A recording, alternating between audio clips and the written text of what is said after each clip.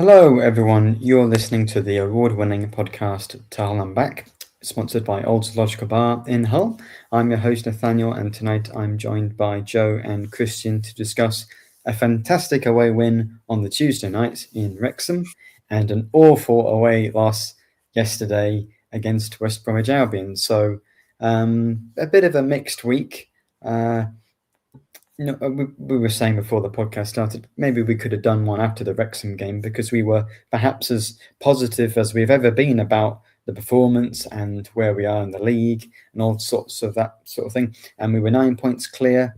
We had a great position. As it stands today, we're still in a very strong position, but looking ahead to Wednesday with the Wrexham and Southampton's games in hand and extremely infuriating loss for Coventry against Southampton, and then an even more frustrating one against West Brom. Although I say even more, probably at this point, I am more angry when teams like Coventry go on a 6-game winning run, and then the one blooming team we need them to beat, they lose. But because you can kind of see the West Brom loss coming, considering it's a team at the bottom of the table, that sort of thing that we struggle against. So, and we haven't won there since 2008 when we temporarily went top of the Premier League. Yeah, crazy. Long time. We're pretty much cursed there. So, we won away at Norwich early in the season, but people on Twitter and that sort of thing been saying Bristol away, West Brom away, we're never going to win there.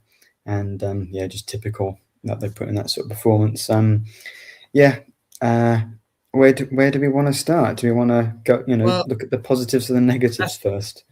I think we look at Wrexham first because, let's do things in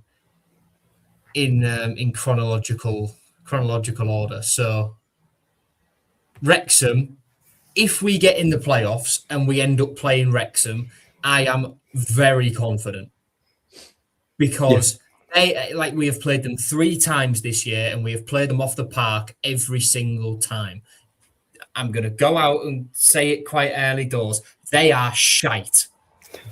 Well, everyone thinks we are. So, everyone thinks Millwall are as well. Maybe the quality of the division's just not very good. If we're shite, right, and we've played Wrexham off the park 3 times this season, then, you do the maths. But, Wrexham was encouraging. We were the better team on top, dominating for 70 minutes. Then they get a goal back and make it just a little bit nervy. But we did enough to see it out. Evo made some good saves, some big blocks in the back line. Joffrey's free kick was stunning. Mm-hmm. Absolutely stunning. It's poor goalkeeping, but Joffrey hits it really well. Yeah. Penalty was not quite so good. But we'll let him off. See, this is a Twitter thing, right? Or X. And I'm aware that this is also being streamed on that platform and will be available on that platform afterwards. But are we forgetting that the last penalty Joffrey took before Wrexham, Joffrey scored? Well, and he scored the 2 against Preston last season as well, didn't he? So it's not like we've let Pandor take it. But like the most recent penalties we've had, McBurney has taken them, yes. But when McBurney was out and Joffrey took the penalty against Borough and scored it, we didn't have a problem. So the whole thing was just blown way out of proportion because, you can say McBurney would have scored that. McBurney's last couple of penalties, right, although he's scored, he hasn't hit them particularly brilliantly. Particularly the one against West Brom at the end of December. That wasn't a great penalty. Well, you just put it down the middle. That was confidence. But it was confident and he read what the keeper was trying to do. If McBurney gives that ball to Joffrey and Joffrey scores, no one cares. If Joffrey is our penalty taker, gives the ball to McBurney and McBurney scores, no one cares. Yeah. It's just one of them things in football. Really, any forward player in particular, especially one as good as Gelhardt, who'd already scored, should be scoring a penalty. It's a good save from the goalkeeper, but if we hadn't won that game, we would be talking about this for, maybe until, we die of old age, because that would be Until Norwich. infuriating. Because McBurney has scored his pens this season. He is our top scorer. He's our striker.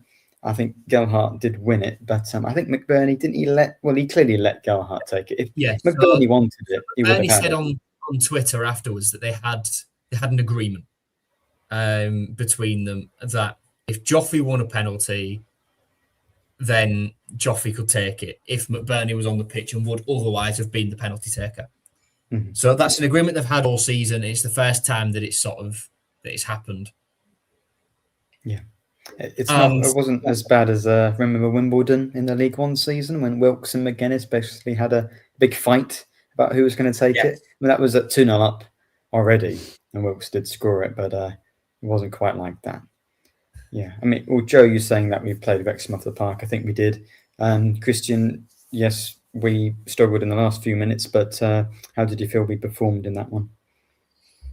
I mean, it was a positive kind of performance, especially in the first half. Like I said, the last 20 minutes, we're under the cosh a bit, but then you would have expected us to be under the cosh a little bit. I mean, I know Joe's saying, like, look, if we had playoffs and things like that, and that would smash them. Look, I'm going to give Wrexham a bit of credit here. They're in the position because of they deserve to be there. They've been winning their games. They've been grinding out results. They've had a tactic. They've stuck to it. They've done what they needed. Forget about the money that they've spent and all that kind of Hollywood stuff from me. Wrexham are currently a playoff team, and we played them, and we were the better team. So for those 20 minutes, I'm not really kind of focusing on, because it's kind of to be expected, especially with our kind of bare, thinned out kind of squad at the moment, our injury-stricken squad. So it was to kind of be expected. But as I said, especially the first half, I thought we were brilliant. The free kick from Joffrey was absolutely class. It's nice to see a free kick go in and actually someone take a shot at the goal. When was the last time we scored a direct free kick? Was it twice? That's it. Probably. Yeah. I don't think we scored one last season. No. And that's what I mean. And the thing is, though, with the free kicks as well, we're saying with a direct free kick, when we scored them, we haven't even attempted them. A lot of the time. We've tried to do little, like, dinks in. As Scott's just put in chat there, like Andy Dawson vibes. I mean, if we were taking the shots as often, then yeah, I would get Andy Dawson vibes, because Andy Dawson, to me, to this day, is still the best free kick taker this club has ever had or seen. And every time he had the ball, I screamed, "It's going to be a goal," because that's how confident I was. So that penalty, look, again, I can't really kick off at it. We won at the end of the day. We won at the end of it. But even if we didn't win, I can't go to the old McBurney's our striker. He should be taking the penalties. He's been taking the penalties all season, because as we stated a few minutes ago, Joffrey was taking our penalties before. I mean, even last season, before McBurney turned up. So he was our penalty taker. He scored them. Yeah, I appreciate it's one of those where, like, look, McBurney's here now. You should be feeling a bit more confident. But I can't ever say I'll look at Joe Gelhardt and go, yeah, I wasn't confident that he could step up and take it. Oh, no, he's the worst penalty taker in the world. No. Joffrey on the ball, you kind of like, it's a 50-50. Or every penalty is a 50-50, but yeah, I was confident in his ability to take it. Ultimately, penalties are a guessing game. If the keeper guesses the right way and manages to get someone on it, fair play. Yeah, fair play, because they're really, really tough for goalkeepers. And yeah, credit where credit's due to Arthur Okonkwo. He didn't have a brilliant game by any means, but that sort of redeemed him a little bit for the tragedy that was his first half. But one thing we haven't talked about yet is Ryan Longman. Pardon? Ryan Longman. No, how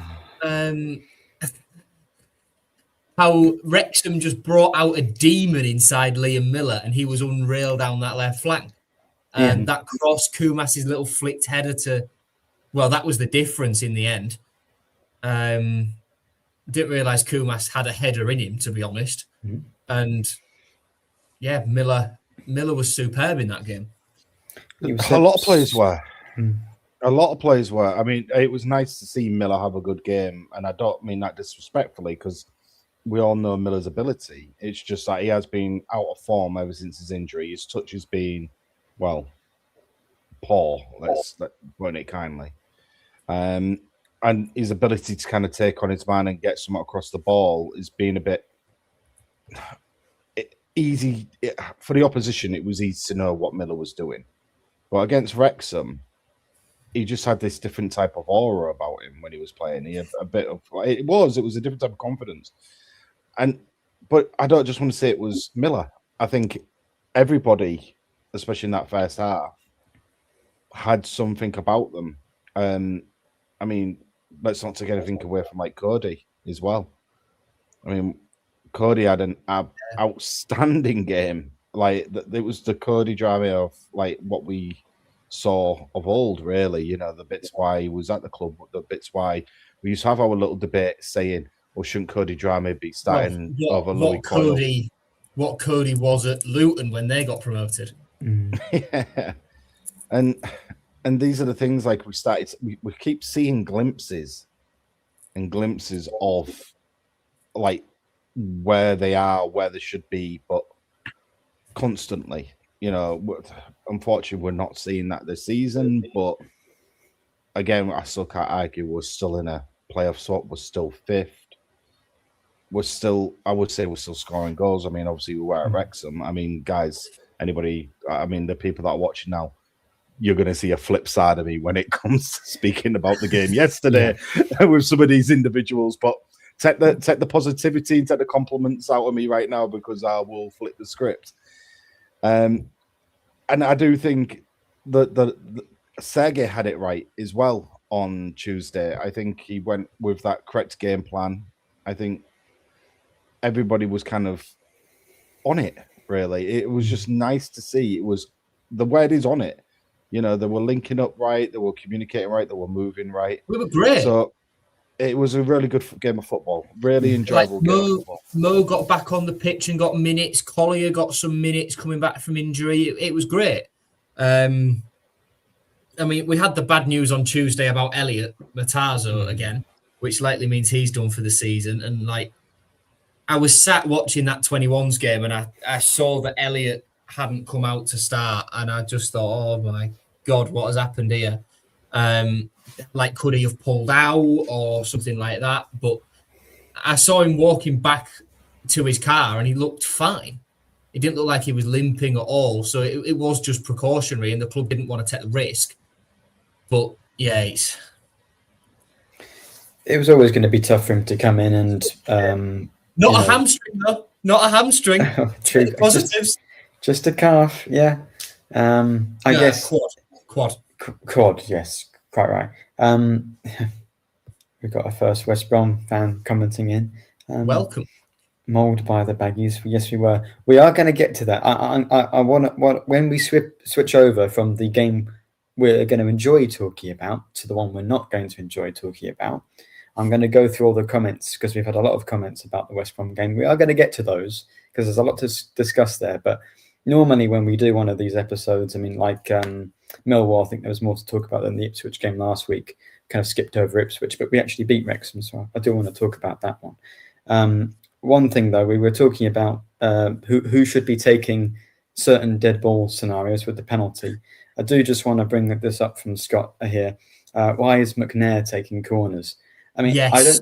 His corners have not been better than anybody else's. And, you know, it's a simple game. Unless you're Declan Rice and you're the best set piece or corner taker in the Premier League, if you're tall, like McNair is, you should be in the box.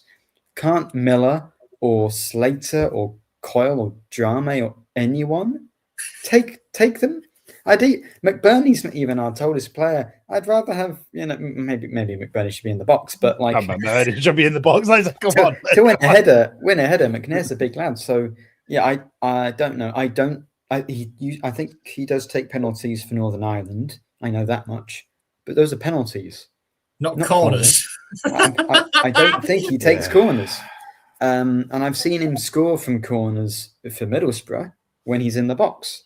So God knows. I think you'd want Giles on them if he was fit, but we didn't let him take them. We don't when have he that was luxury. Fit, and he's not fit. I mean, Cole can put a good ball in, but you don't want him sprinting back because that would wear him out, and he's out. Hajimatovic has been okay, but he's not always starting. We don't really have a proper set piece taker, and We don't have Gelhardt's a dead amazing specialist, do we? No. Like, even when Joffrey's taking corners, like a left-footed in-swinger doesn't get past the first man. Mm-hmm. So, but at least he's short, right? So it was the bane of our lives last year, but dare I say short? Huh? Short? A short corner? We should try a short corner. Oh, wow. Well, statistically, don't make me go get my book about it, but statistically, you're far more likely, I say far more likely, about 4% more likely to score, and about 6% more likely to have a shot on goal from a short corner. So, I mean, maybe, because we don't really have a set piece specialist. So I say that deliberately fishing for bites about how crap they were last year in the comments, to be fair. Yeah. I think they've been crap for the past 4 or 5 seasons, mate. Let's be honest. We have not, since League One. By the League One season, we have not had a good corner taker for years. And I include Bowen and especially Grzycki in that. Because good free kick takers, but not corners. Grzycki's corners were shocking. They were diabolical. Since Snodgrass Premier League season, Snodgrass was great. And Honeyman in League One, yeah, probably. Yeah. But to be fair, I think we saw with Honeyman and Elder that it wasn't because of their delivery; it was because of the standard of defending in League One. Because there's same delivery in the Championship and we're crap. So, yeah. Okay. Well, here's a comment from Ollie about Ajayi coming back that he's looked a bit rusty. I think that's true because he did this sort of weird duck for the Wrexham goal as well. So sort of hold him at fault for that. I mean, he's obviously coming back from injury and stuff, but I've said it all season long. Ajayi is not as good as people think he is. He's okay and solid enough defensively, but he's got too many mistakes in him to be reliable. He's got a lot of ability, but he does make those errors. Too many injuries in him to be reliable at centre half at this level. When you're injured for 6 weeks, every 6 weeks, and you're like bar Coventry at the start of the season, Ajayi for the most part has been pretty bang average, and people just keep harking back to that Coventry game when, admittedly, he was superb, but we didn't see him for 2 months after that because he got injured immediately. So, yeah. And then came back for a few games, had an average thing, went away, and then got injured again. Well, it's not like since he's come back in, over the last 3 games, it's not like we conceded fewer goals, is it? So, like for Millwall, I understand putting Shemi Ajayi in there over John Egan because they're a tall side, get some height in there. Does John Egan make the mistake Shemi Ajayi made leading up to Millwall's second goal? No chance. Well, Egan just punts it into touch because that's what Egan does. That's the safer thing to do. Yep. And I'd rather that than give a goal away like in that manner, if that makes sense. Like Ajayi, like I say, solid enough, competent defensively, can win the ball in the air. But he's so mistake prone and he is so injury prone. You cannot trust him as a first choice centre half in the Championship. Yeah, simple as that. With that. Yeah. Fair assessment. Mm-hmm. And I think talking about Ajayi there and his sort of part in the Wrexham goal is probably a good segue into the more negative tone for the rest of the podcast. So, as I said, I'll skip past that mould by the baggies comment. We will go through some of these because we've had a lot about West Brom. We're not getting playoffs if we concede 3 goals in half of our games, says Danny. Valid, especially against teams in the bottom 3 like West Brom. Why do we always play terrible against the bottom teams? I mean, last year we did, but we kind of did suck. This year, I don't know if that's true. It's certainly true against West Brom yesterday. But Christian, you were saying there we were on it against Wrexham. I think the key word or the phrase against West Brom is that we looked off it, and West Brom wanted Everybody it more. looks Is that off accurate? it. Yeah, no, everybody looks off it. And I was saying this from literally, the 3rd minute? And I don't want to just kind of talk about everybody to start with because it's obvious no one played well. But I was looking at Joffrey and I was like, what's he doing? He just looked lethargic, let's say, being kind. I'm saying lethargic because he looked like he couldn't be asked. And there was at one stage we had a bit of a free kick a few minutes later on. It wasn't, they've only been running about 5-6 minutes. And he was like arched over with his hands on his knees like he's just been running for 10 years. Like, I was like, what's going off here? It was really, really strange. I mean, we're going to have to look at the beginning. And I'm saying before we even kicked off, because when that lineup came out, I think everybody commented that I read through anyway, and even with us in our chat, about the lineup and the people that were pulled out and weren't playing and who we felt should have been playing and things like that. And I mean, Nathaniel, you said, yeah, well, there's going to be, say, Drame. I was talking about Drame, and you're saying, like, look, he's just come back from injury, blah, blah, blah. I mean, it's 4 games. You've gone in there with a back 3. You've taken out McNair and put in, you took McNary out, which you shouldn't really have done considering the game he had as well. And he has been consistent. He hasn't been out injured. He has been good. And he was kind of shoring up that spot, especially on like the right-hand side of the centre-back partnership area. And he seemed competent enough to do it. So I just don't understand the changes from a formula that was really good. Why chop and change it? Because we always say we're after stability. Stability was the main word last season, even when we were talking about changing managers. And to a point of where we played a formation that we actually chop and change, doesn't he? He really I understand his man management of that, though, Joe. I understand his man management of chopping and changing. I get that. But at this crucial stage of the season where technically he didn't really need to fully chop and change it, we haven't had the time for the other players to kind of work on it. We had a game on Tuesday and then a game on Saturday. So they would have had Wednesday off. They would have had a media day on Thursday, which wouldn't have been anything crazy. Friday in the morning, they would have probably had a couple of bit of fitness and maybe a bit of classroom work. Then they would have been on the coach on the way down and probably stayed the night, if I'm right in assuming on Friday night. They would have stayed the night. They would have stayed the night. Every team in the champ now stays the night. Exactly. So they haven't had much time. So why would you kind of chop and change that much and bringing out the players that I would have classed as warmed up already and been on a bit of a roll from Tuesday to bringing in players that aren't warmed up, that are going into this other formation once again? And I mean, it doesn't take a rocket scientist to know Liam Miller is not a left back. It is. But the thing is, who else? Yeah. But you don't play with the back 3. You don't play with the back 3, dude. So who does play at left or bodies right in back? Midfield either at the minute. Yeah. Well, it's really difficult.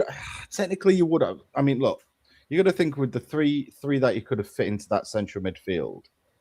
There's 5 players you could have picked from to go in the central midfield. So that does leave Miller to go out on the top left wing. Let's be honest, though. Of the 5, he's not starting Kieran Dowell. No, I wouldn't let him. Or Collier. So that leaves Amir, Slater, Crooks, Lundstrom. Yeah. And I think he probably doesn't want to start Lundstrom. I think a lot of people wouldn't choose to start him at Yeah, the moment. but either way, I mean, the Amir and he's trying to manage an injury for Amir as well. I understand that, but with respect to Amir, start him then sub him. You'll get more out of it. Enough to play. He's been good enough. Yeah, he's been pretty much the partnership with Slater this season. He has been that partnership, and then you've got Crooksy back. I mean, if you've had obviously Crooksy had his cards and everything like that, and he's coming in, then bang Crooksy in that cam role. Then obviously on the right side you've got Joe Gellart. I mean, Joffy. Not me. Miller, not you. Yeah, exactly. But there's your lineup. That's the almost identical lineup to what we had against Wrexham that are technically warmed up. They've got that kind of cohesion of working together again. And I just didn't understand that from the start and from the first whistle. It was evident. It was evident they were not comfortable. It was like they've never played together. The clearances, where the ball was going, like every time we were whacking up, obviously there was no one there because we pulled everybody back. And I think we should have learned this by now. And I don't mean any disrespect to McBurney, but you can't just have McBurney up top by himself when you're pinging a ball down the line to clear it, expecting McBurney to be the one to chase onto it. He's not that player.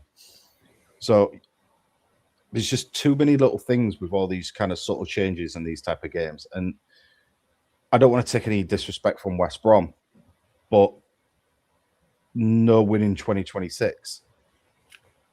Yeah. Happened last year. I think they had a run of one win in about 13 or 15. I think it was 15. And they beat us last season and this season. Again, I think they hadn't won in 13. I did watch the game against Southampton on Wednesday. They did look good and they were, they could have won that game. Southampton got the late equaliser, so clearly they are a decent team. And they're a little bit like us where their squad, last season, we finished 21st and we really expected us to do that. They do have a better team than getting relegated. James Morrison he's galvanised them. They've had a manager in Ryan Mason who inexperienced, had that team playing well, but they just couldn't finish the dinner, and that cost him his job. Then they had Eric Ramsey come in, and he was just a disaster from start to finish. Wrong appointment entirely, and that's put them where they are. But Morrison, who knows that club inside out, and it was on the coaching staff anyway, respected by the players. He's galvanised them, and he's made them realise that they're in a fight, and a club like West Brom shouldn't really be in League One, and they replicate that performance every single week, and they're not in a relegation fight for long, and they leave Leicester, Oxford in the dust. Or if they replicate it just another 2 or 3 times. Because, some of the team, Leicester finally got a win, I think, in midweek, didn't they? And then Oxford have gone a little run. But, I think if they play like that, they'll be fine. Yeah. True. They lost to QPR, a bad QPR team. Of course. We lost too as well. They just... Look, where should we go? Well, I want to just say that I think... Because we were going into a... did we have 7 games in 3 weeks? I think that was what we've had, isn't it?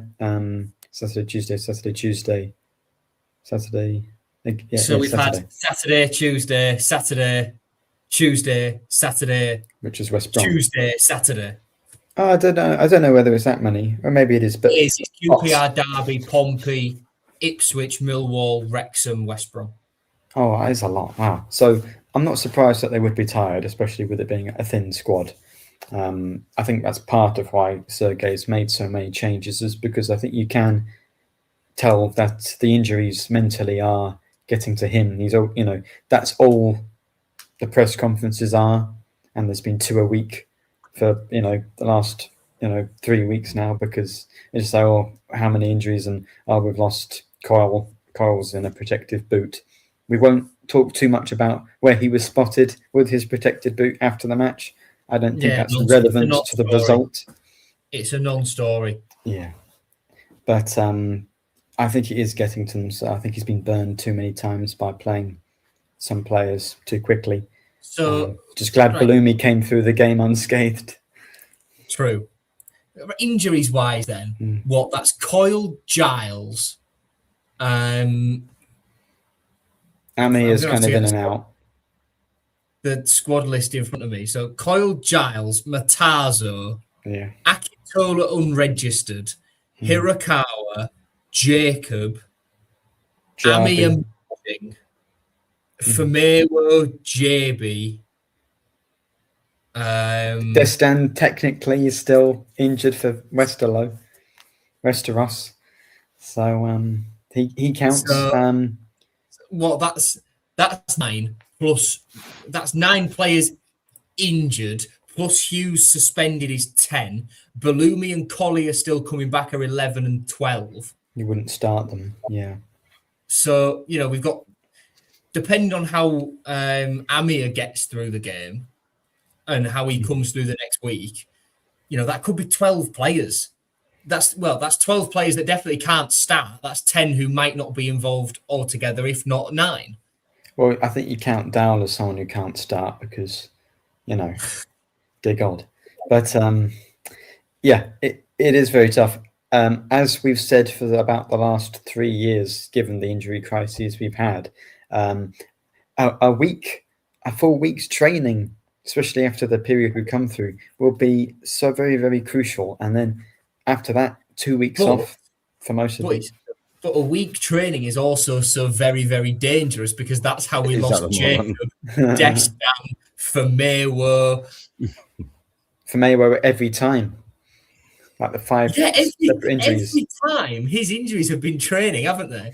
Because he comes through the game and then he's injured afterwards. Yeah, I mean, don't get me started on Famewo, but it is very tough. And I think they've not had much time, as Christian, you were mentioning there, when you have a 3-game week, there's not much time for some proper training. It's sort of just recovery work, really, and a bit of tactics, but you're not really doing much running and training. I think a week and then the 2 weeks after that will help. How do you feel? Yeah, absolutely. Yeah, you get a bit rusty and just it's kind of an intense period. So we've got 9 points from those 7 games, which overall, at most times of the season wouldn't be great, but because we had such a strong lead going into those games, what was the first game in that run? Was it Derby? Was it before then? First game was QPR. So, if we just get more points than we're playing games, we'll qualify for the playoffs. But then just a bit of a damaging run. Purely to play devil's advocate of the 3 games against teams around us plus West Brom, we've only got 3 points out of the last 4. Just to play devil's advocate, to your point.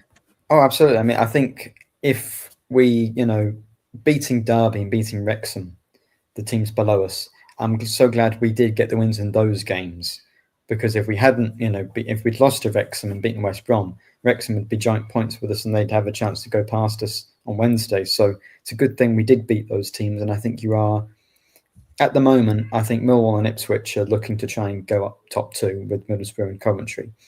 And then I think Derby below us, even if they win on Monday, they're still 6 behind us. I don't see them getting there. Really, it's just 2 out of 3 out of us, Southampton and Wrexham. That is the playoff battle for me. Maybe a team like Derby could go on a run, but I just don't see it happening. I don't think Watford and Bristol has sort of dropped off.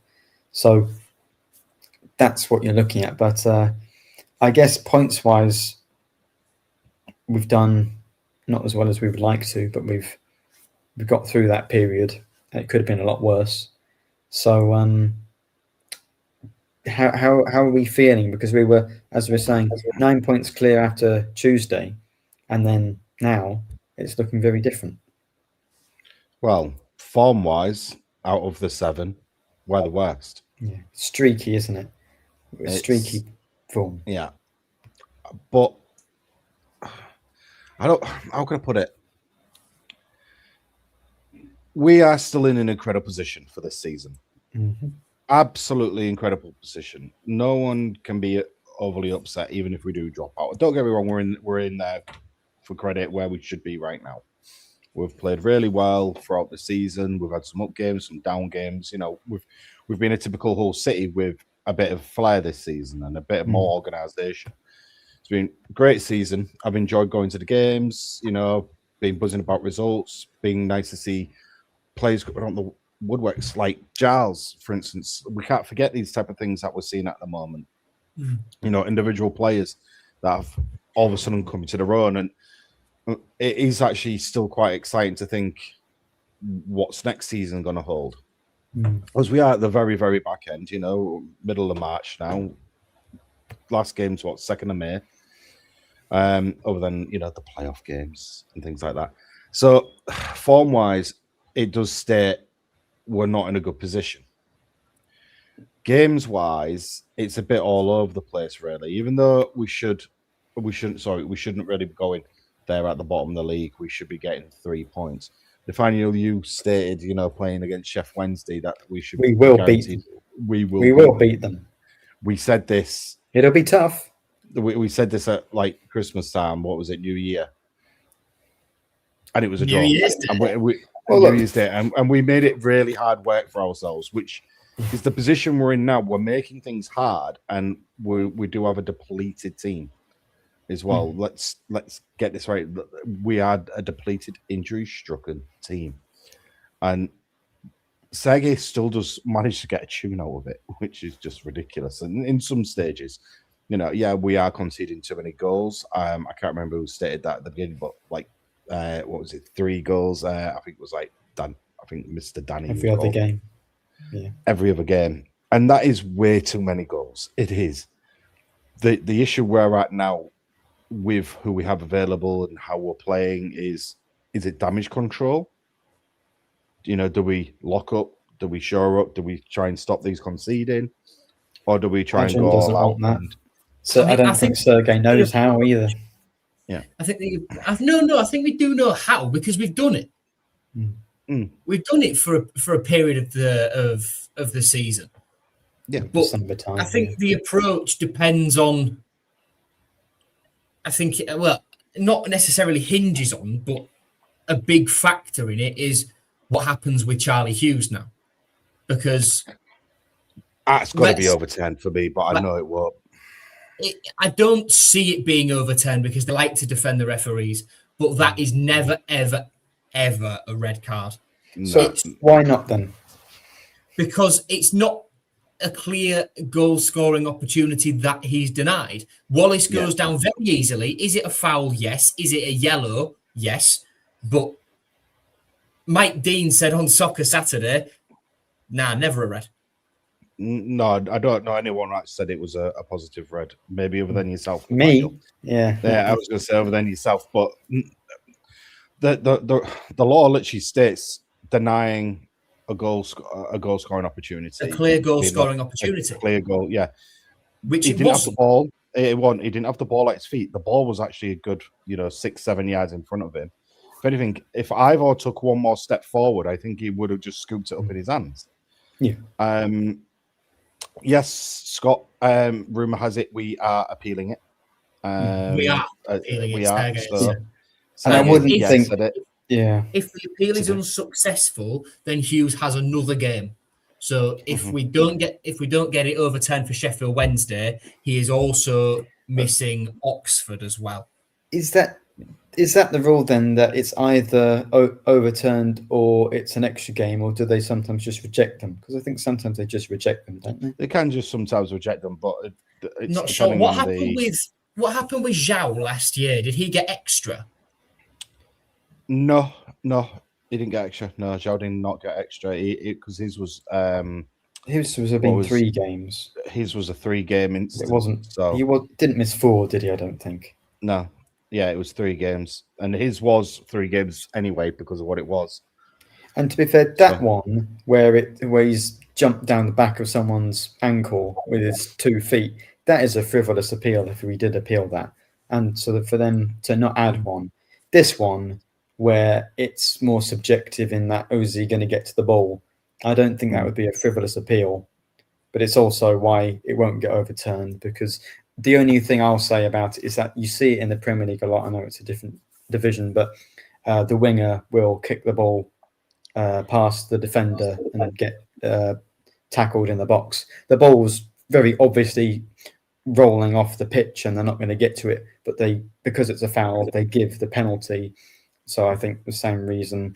But that's I don't still think the ref cares if he's going to get in the box, and that's a penalty. True, it's not a red card. But, It's a yellow card and a penalty. You also fouled him, right? He didn't just get sent off for nothing. So yeah, give the foul, but it's not a red card.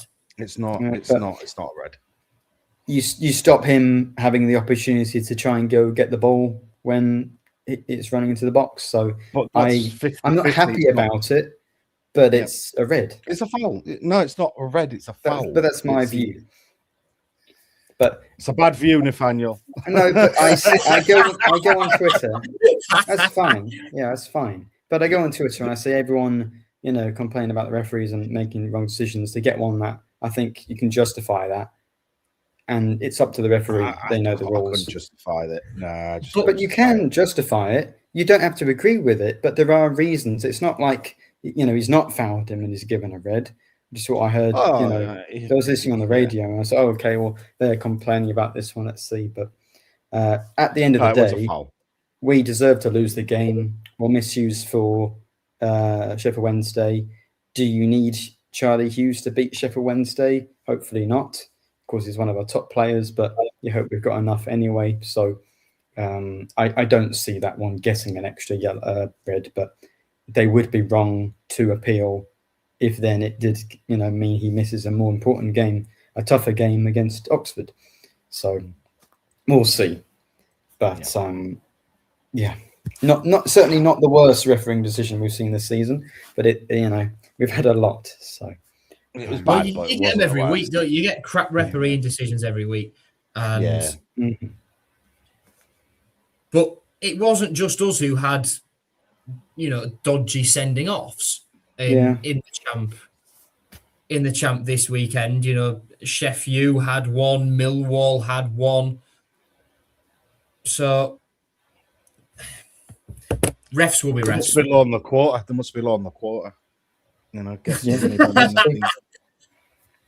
So what it is. Another thing I want to bring up, which we've not talked about yet, is Ivor Panda, because is it a mistake? Yes. Do we need to talk about him again? Yes, because I want to bring up Sergey with this as well. Sorry, go on, Joe. I need to bring up Sergey with this. I was just going to say, my opinion on this, I think, differs to a lot of the vocal majority or vocal minority or whatever it is on Twitter.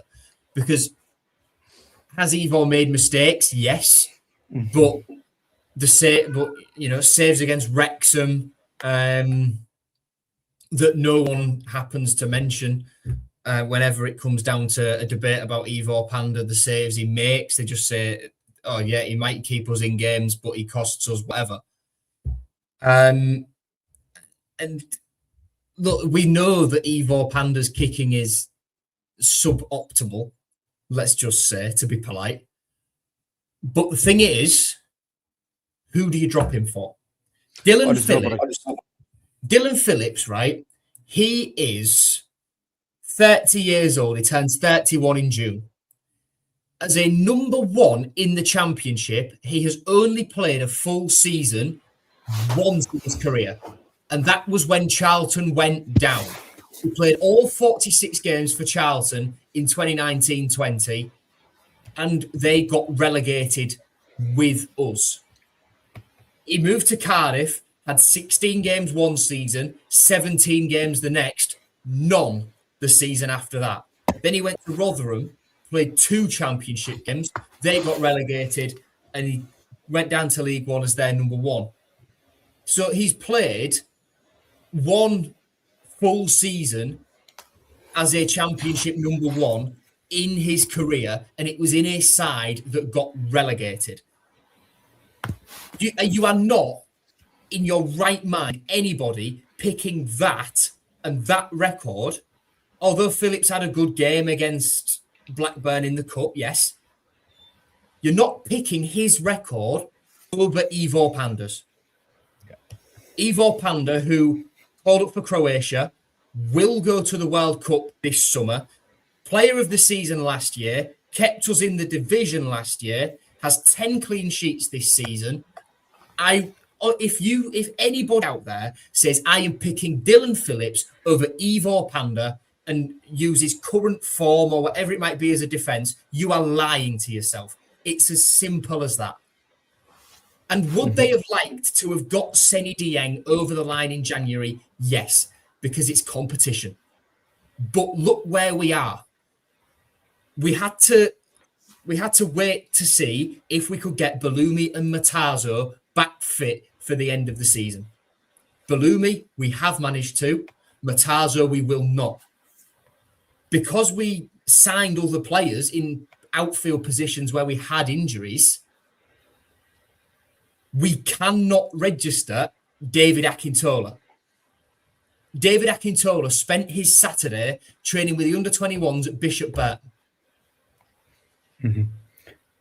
We would not have signed a third goalkeeper who would most likely sit on the bench or have 3 first-team goalkeepers, one to sit on the bench and one to sit in the stand, and register all 3 to sacrifice another outfield player with the injuries we had in that transfer window. Yeah. So, and given that we're working within FFP and PSR, as always, but uniquely to us this season, wage, squad cap, budget, salary limit things, and all the different shenanigans that we imposed upon ourselves. Ultimately, when you boil it down to it, we would not have signed a keeper. We might have wanted to, but we realised we had other opportunities to improve the squad in areas that needed it more. So that's why we didn't bring in Seny Dieng. And that's why, I'm not sure if he's still at Sheffield Wednesday. I think he is. But that's why he's coming to the MKM next Saturday as a Sheffield Wednesday emergency loanee rather than Hull City's backup keeper. And of course, we'll play an absolute blinder against us and save everything. Obviously, his distribution, he might score and show, look, my distribution's better than Panda. Even then, he's not a better goalkeeper than Ivo Panda is. He's not. No. He would, if we had signed Dieng and sacrificed another player to unregister. Dowell.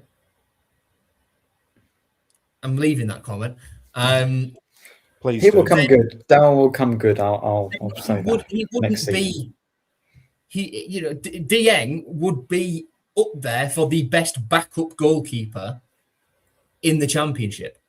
Mm-hmm. And he was if he was a better player, Middlesbrough have been linked with Panda quite a lot. If he was a better goalkeeper than Panda, then Middlesbrough would be playing him. And let's not forget, Middlesbrough have got Bryn, Wildsmith, McLaughlin. Dieng is their 4th choice. That's quite a lot. In all this. Is he a good keeper? Yes, but if he was better than Panda was, he wouldn't be Sheffield Wednesday's 11th goalkeeper or whatever number he is this year. Ali says, thank goodness Dieng is back at Middlesbrough. Whew. So, could I see us going back in for Seny Dieng in the summer? 100%. Oh, we will sign a goalkeeper, no question. Yeah, I think we will sign a goalkeeper because I don't see us sticking also, with... Funny. I could see Phillips perhaps sticking around as a number 3, whether he'd want to move on. I don't know. I don't see us having Timothy as a number 2 in the champ just yet. But yeah, Panda is a good goalkeeper. And don't let the distribution detract from the fact he does the goalkeeper stuff well. As a shot stopper, there are few better in this league than Ivo Panda. Victor Johansson, Kyle Rushworth, they're the first 2 that spring into your mind. Other than those 2, you struggle to name one that's better than Ivo. Chris, I'm going to unleash you. Yeah, I had to mute myself. I was like, that biting at the... I had to mute myself. Right, so look, between the sticks, you are 100% correct. But if you're asking him to control his box, he's not even in the top half. Well, he's young, isn't he? That will come with time. It doesn't look confident, does he? Oh, it doesn't look confident at all. He would rather try and punch away and run back. And on his line as well.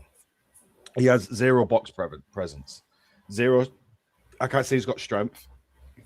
As you see that in corners as well. He won't leap over to get that. You don't see it from that situation. So far, we've only got one thing. I guess, again, between the sticks on penalties, brilliant shot stopper. Brilliant shot stopper. So there's 2-2. But then if we have to go to his distribution and kicking, because it's the thing that is hurting us the most. And it's almost every game now. And the one thing that really annoyed me on Saturday was from Sergei when he was questioned about Ivor's kicking. And Sergei just said, well, he kicked it up the pitch. I was like, you see, right, just to jump in, I sort of half understand that response from Sergei because we were whinging when it was short and slow against QPR, and then against Derby, it went longer, and we went, yeah, it didn't go longer. But then he does that, and City don't win the first or the second ball. Yeah, but the problem with that is they're not going to win the first or second ball when the ball's dipping behind your centre back stood at the halfway line. It needed to be in their attacking half. A goal kick, a big goal kick, needs to clear the halfway line and go into the opposition half. This didn't. It was behind them. But it's not just once, show, is it? It's not once. But when he's gone long, Chris, when he's gone long, he's not. That's the first time he's gone long, and it's led to a goal. Plus, defense coulda, shoulda dealt with it. After that, yeah. But when he's gone long, we haven't. The distribution has been fine because football is more about when you go long. For me, the second ball over the first. If you win the header, whatever, cool. But the second ball is more important in football. I agree that to win it, yes. Second ball. He went after that in the game. Didn't happen again. That's true. Because he knew. That's why it didn't happen again. He wasn't going to make the same mistake twice in that same game because he knew he'd been eaten alive leaving the stadium if he did. And that's the thing, though. Like we've spoke about this week in, week out. We have spoke about this, and he is a great goalie between the sticks. I am not going to take this away from Ivor in anything, but he has to. What do I expect him to say? I expect him to say, look, it has been noticed that his kicking ability isn't the best at the moment, and we are going to be looking at working on something with him during training because it doesn't look like his distribution has been touched once in training. Like, they've not had time, have they? Yeah, they haven't had time, but like I said, if they're doing like warm-up work and like kicking work, how hard is it for Ivor to sit in his box on the training ground and literally mark a cone on, say, near the... I assume they do practice Pandas kicking in training. I mean, they are there every other day. It's one of those, he doesn't need the shot stopping at the moment. It's his distribution work. And it's just getting to a stage of how many goals. I mean, seriously, if we go back on every game this season, or even rewatch our videos that we've done, how many times have we conceded due to a poor clearance or kick from Ivor? How many goals have we conceded? Because I am. It's not just one hand. We're looking at double hands counting here. These are the situations. I don't think it'll be that many, but there's also a lot where I don't think it'll be that many from just that, but there'll also be quite a few. It's not the kicking that makes me angry. It's the most. It's the flapping and the not catching things at corners. The confidence, the crossing of the ball and actually controlling the area. So look, he is a good keeper. I'm not going to deny it, everybody. I'm not a hater of Ivor. I actually really like the kid. I really, really, truly do, and I think he will be amazing at one day. But it's just the same conversation we're having. And when you're talking about the same thing over and over and over and over again, you just get a bit fed up of it. Now, Louise is saying, what I want to go. No, Panda is the keeper. I'm not saying we have a better keeper, Louise. I know this. What I'm trying to refer to it is, even Ivor's got to realise his distribution has been poor. Mentally must realise that and must find a way to kind of work on it. Yeah, they will be. It's been brought up. It's been brought up. Yeah, it can't not be. This is the problem, though. It's been brought up too many times in too many conversations from too many people, and it's not just a short period of this conversation. It's been pretty much from the beginning of the season. No. Now we're coming into the end of the season. We can be a little bit more critical to the point of his mistakes could cost you the playoffs. And then what? I mean, I don't mind if we're in playoffs or not. I think it'll be brilliant if we do. Absolutely brilliant. 110%. We've had an amazing season. I am loving this season. But again, I need to focus on the kind of next few games coming up. What would happen against Sheffield Wednesday if a cross comes in and Ivor flaps at it? Well, it'll be fine because it'll already be 3-0 up. Yeah. I hope so, buddy. We have talked about Panda for the last 2 or 3 episodes, so we'll move on to the preview for Sheffield Wednesday.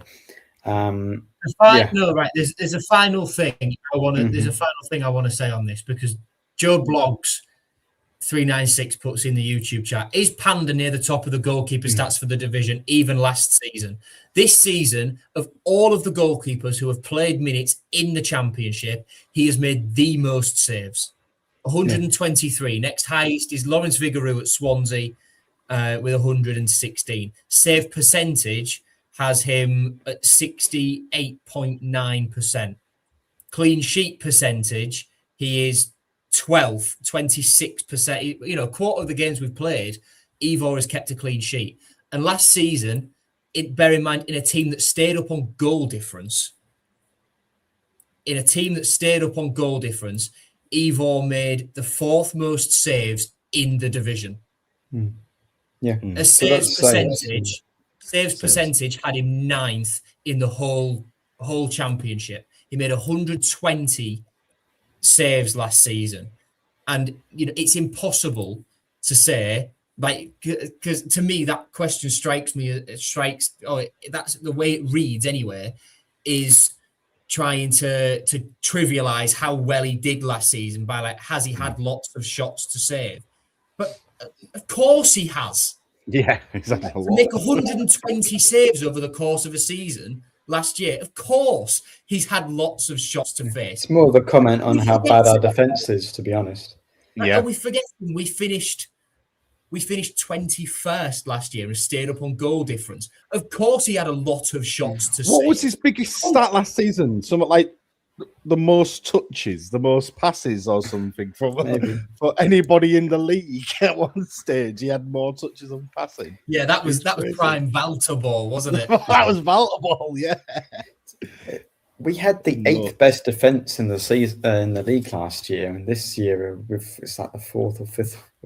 4th, 3rd worst or something. Yeah. 2nd worst XG against. It's crazy. When you look at that number of saves that Ivor made, though, when we had the 4th best defense or whatever it was after Ruben Sayers took over, Ivor's 120 saves. It's fine. It's perfectly valid to say, because everyone said it at the time, we would not be a Championship club without Ivor Panda. And to me, that comment and those 2 questions completely trivialize the fact that fans pretty much unanimously voted Ivor Panda as our player of the season last year. Yeah, he was. Yeah, he was. But then again, he didn't have to do big kick distribution. It was all from the box, and it was short, wasn't it? So I guess wasn't very good at that either, really. But we were whinging about short distribution the other week as well, so we can't win, Chris. Yeah, can't win. Oh, I hate short. No, don't get me wrong. I kick it long all the time. I just would like it to go long, not stop halfway. Yes.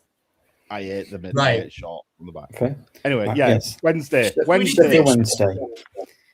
So, I want to discuss if we're assuming Coyle's out because he's got a protective boot. Out. I assume Drame plays left back because there's no other fullback. Otherwise, are you playing 3 at the back against Sheffield Wednesday? I mean, you could, because it doesn't necessarily mean you'll be defensive, but right. I'm going to leave that to Stu because we can cover Sheffield Wednesday when we're previewing Sheffield Wednesday. In Will's absence, I'll do predictions. Me and Will were the only ones who got any points this week. Oh dear. What did I say?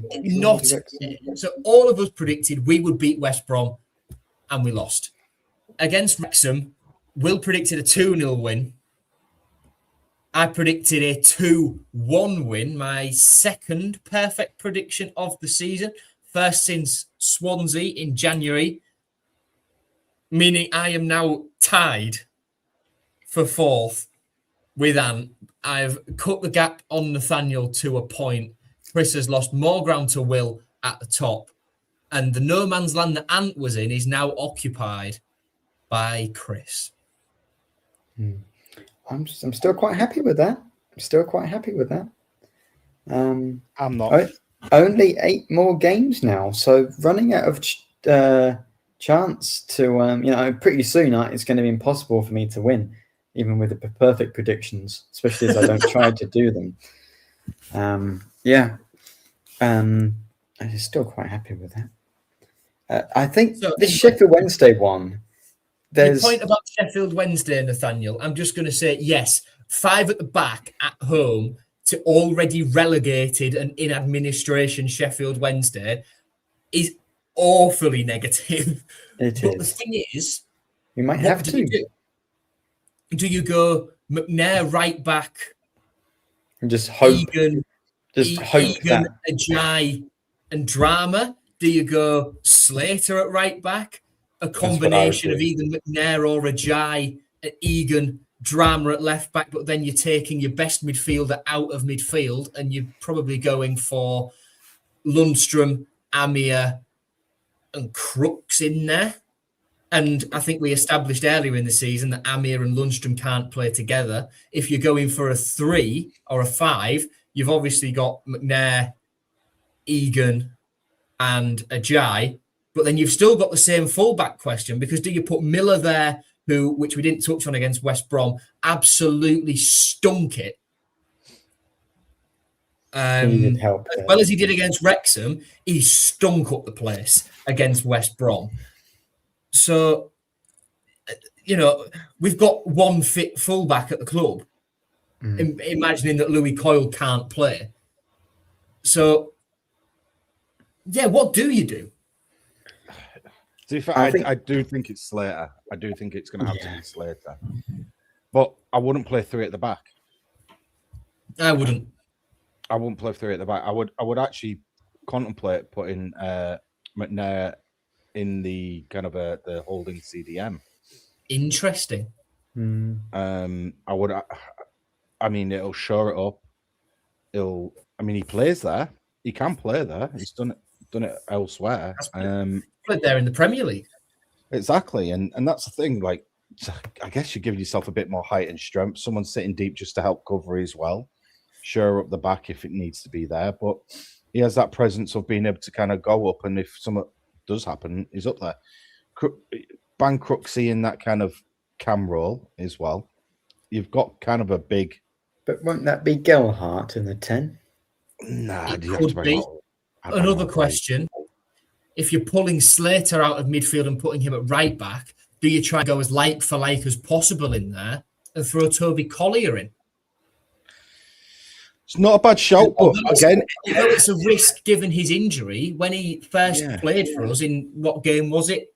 Swansea? I think so, yeah. Was it Swansea? Whatever game it was when he first played. Anyway, I think it was. Bristol City it was. There we go. Got there. So when he came on, before he got injured, missed the next 4, we thought, okay, maybe we've got Slater's natural midfield partner here, someone who can get about the pitch, match the energy, match the sort of physicality and intensity with which Regan likes to play the game. So if you're pulling Regan out of there, do you put Collier in? What about McCarthy? Yeah, I think McCarthy's down the pecking order, but he always looks good, doesn't he? So yeah, you could put him there. McCarthy's played midfield. He is a centre back. Do you sort of take the attributes of both of those and make him a right back? Maybe he could do a job there. I don't necessarily think playing three at the back implies it's negative, because you'd hope that Jermaine Miller will be pushed higher up. But every time we do that, they don't get as high up the pitch as we would like. So, Miller certainly would be, but you basically would be playing four at the back, and you'd be saying, McNair, you're supposed to be a left centre back, but you kind of left back today because Miller's left you by by yourself. So you just hope. Thank goodness it is Sheffield Wednesday, because yes, it will be tough, but they are the worst team in the league. They are the worst team in Championship history, other than maybe us under McCann in COVID. Then after that, we've got 2 weeks. 2 weeks for players to get injured. No, two. We've got no one else to get injured. Well, yeah, but Gallagher, his leg, his knee could go. McBurney, his head could come off. You never know. We've got 2 weeks to register David Akintola. Well, Akintola, I think that's a kind of fun subplot. Akintola, whether he gets to play again in England, is based on Hirakawa's hopes of getting to the World Cup. It's not whether Hirakawa was fit, because Hirakawa was going to miss the rest of the season. But if the EFL are told that Hirakawa will get surgery, which is not what he wants, because it means he'll miss the World Cup, then that means we're allowed to register Akintola. So it's in Akintola's best interests for Hirakawa not to go to the World Cup, which is cruel. And to be fair, I kind of feel like we liked Hirakawa. He only plays 6 games, but I'd rather he go to the World Cup than Akintola plays.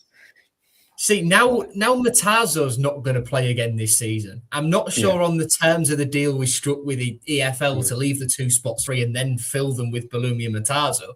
But can we say to them, Elliot's not going to play again this season? Yeah. So can we fill his spot with David Akintola?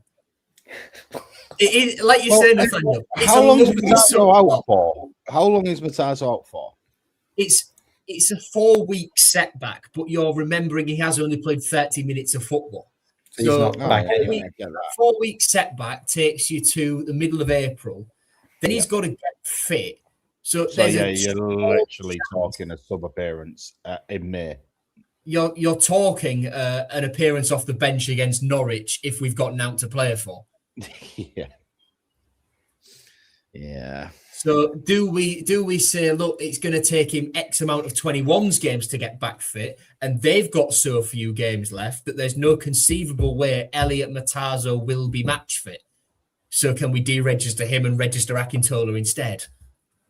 Can you emergency loan Matazo to Sheffield Wednesday as a backup goalkeeper so he plays the minutes? In training, in under 21s for them or something. It's a very silly situation at the moment. But it's an interesting one to keep an eye out for. I do like it when we have something like this. But really, you would hope that Akintola. If we had Hirakawa, problem solved, because I think he does play left wing back. You'd have him there, except other than Miller, so it'd be fine. But he had to go and do his ankle, didn't he? So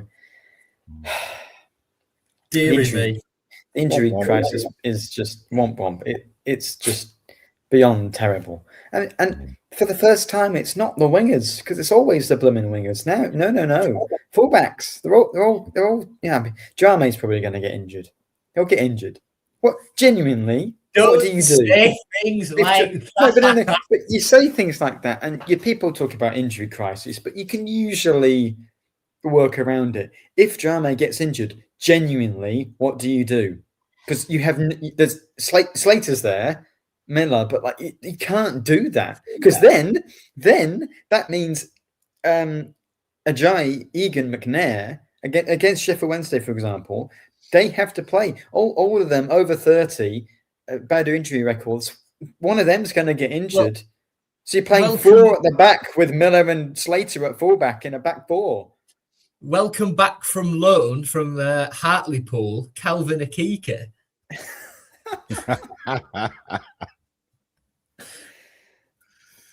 You put Crooks there because he's tall, and you say McNair. I know you can't run, but we need you to. So you're right back to this week. But can you go right back, John Egan, mate? We just need bodies, so please left back. But tuck in. We'll have Joseph there, and he'll come back. Don't worry. People have been asking, are there 21s? There are probably 21s. Do you want to risk them at this point of the season going for playoffs? You might have to. Even Furlong's injured. Even Furlong? Is he gone? Yeah, he's not a player anymore, mate. Well, he's not even there. Then. Gone, yeah. Oh, by the way, I saw a tweet saying, "Don't we look daft releasing Brandon Williams now?" No, because he wouldn't have played and wouldn't be registered if we kept him. So no, we don't look daft for releasing Brandon Williams at all. It would just be worse because it's another fullback who would be injured. It's worse because it's either a fullback who's not fit enough to play or a fullback that we have but can't play because he's not registered. So the fact we haven't got him makes the situation less agonising. I have an idea. You release Kieran Dowell and you sign a free agent left back. Right. Shall we do predictions? Because, yeah. Well, I think you could play tactically here because odds on we beat Sheffield Wednesday. However, if you say we beat Sheffield Wednesday and we don't, maybe you look quite clever if you get a point when no one else does. So you got to bear that in mind. But Joe, as you were doing predictions, I'll let you go first. Okay.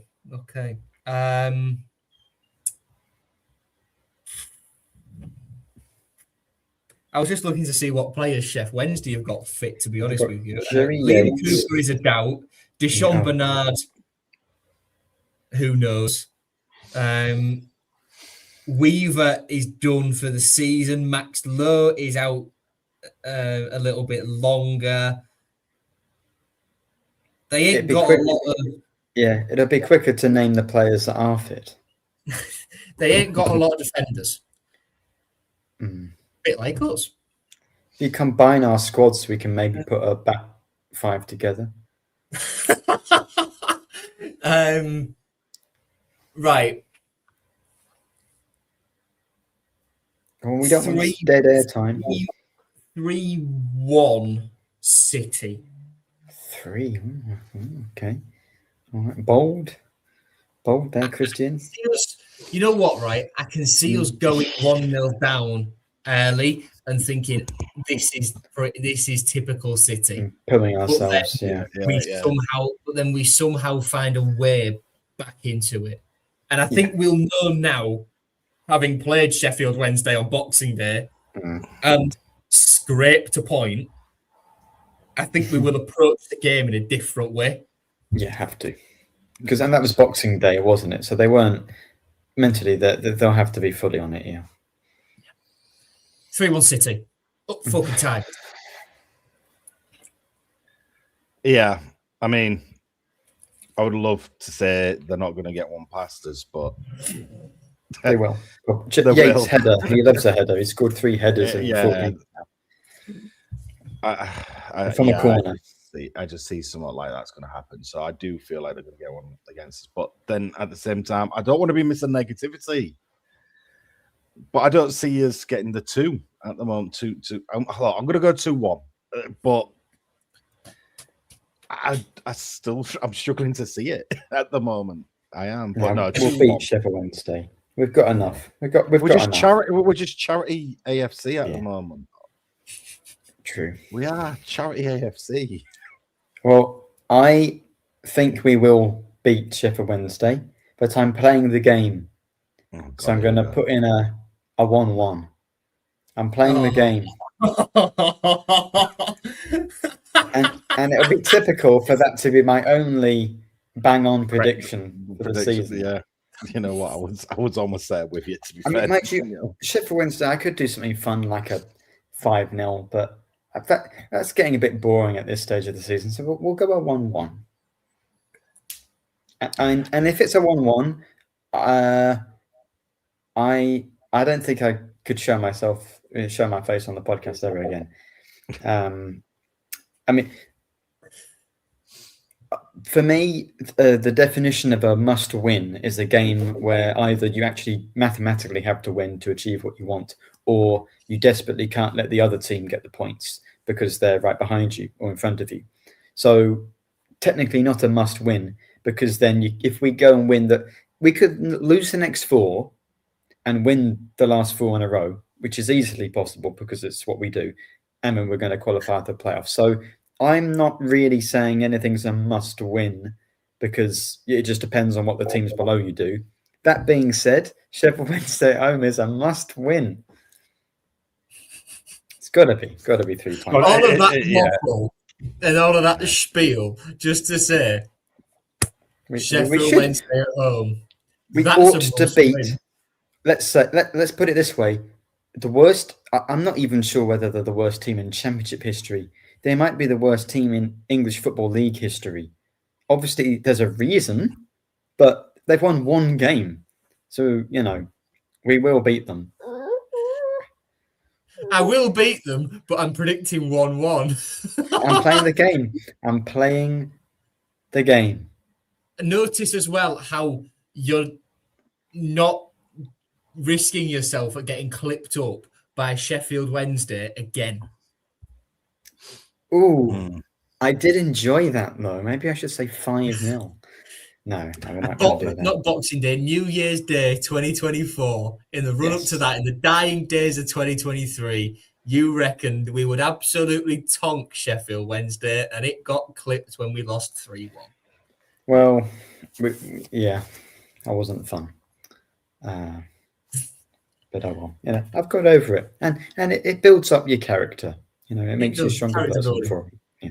All right. Well, anything else? One last thing. No. Here's a bombshell. Ian Templeman says, "Who's the most negative, Nathaniel or the 1-1 bot?" It's pretty close. Well, I certainly think we score more goals than the 1-1 bot predicts, but also that we concede a lot more. So, that's up for interpretation. Yeah. Right. Well, Joe and Christian, thank you very much for joining me on this episode. Talked about the same sort of stuff we normally talk about, really. A bit of Panda, a bit of the form, and a bit of injuries. Yeah. Story of the season. It is. We are in an incredible position. I will be watching the Southampton. I'll have, as I said before the podcast, 1.5 eyes on Southampton playing Norwich. Norwich won 4 in a row. Hopefully they do us a favour. And then I'll have half an eye on Wrexham against Watford. I do think Wrexham have a very tough run coming up. I think ours is fairly decent. So, we will now lose to Sheffield Wednesday. And then we'll go beat Oxford and it'll be fine. So we'll see. But thank you very much, everyone, for commenting in, and I hope you've enjoyed the episode. And we'll be back next week after what will be a hugely important Yorkshire derby against the Wendy's. So until then, take care and up the Tigers.